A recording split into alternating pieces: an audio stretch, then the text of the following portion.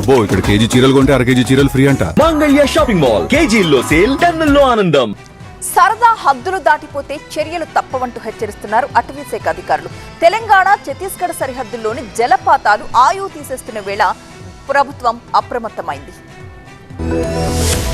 ములుగు జిల్లాలోని వాజేడు, వెంకటాపురం మండలాల్లో మొత్తం 9 జలపాతాలు ఉన్నాయి. వీటిలో బొగదాతో పాటు ముత్యాలధార, పులిమడుగు, గుండం, ఎనుగసారి, మషరులొద్ది, అల్బకా వంటి జలపాతాలు ఉన్నాయి. వీటిలో బొగదా జలపాతాలకు మినహా మిగిలిన 8 జలపాతాల సందర్శనకు ఎలాంటి అనుమతి లేదు. అక్కడికి వెళ్లడానికి రోడ్డు మార్గం ఉండదు. కానీ రీల్స్ కోసం రిస్క్ చేస్తున్న కొంతమంది అనుమతి లేకుండా ఈ జలపాతాల సందర్శనకు వెళ్తున్నారు. అయితే ఈ ఉత్సాహం వారి ఉసురు తీస్తోంది. సరదాగా జలపాతాల్లో ఎంజాయ్ చేయడం కోసం వచ్చే యువకులు ప్రాణాలు కోల్పోతున్నారు. 10 రోజుల వ్యవధిలో ఇద్దరు యువకులు ప్రాణాలు కోల్పోవడంతో అప్రమత్తమయ్యారు అధికారులు.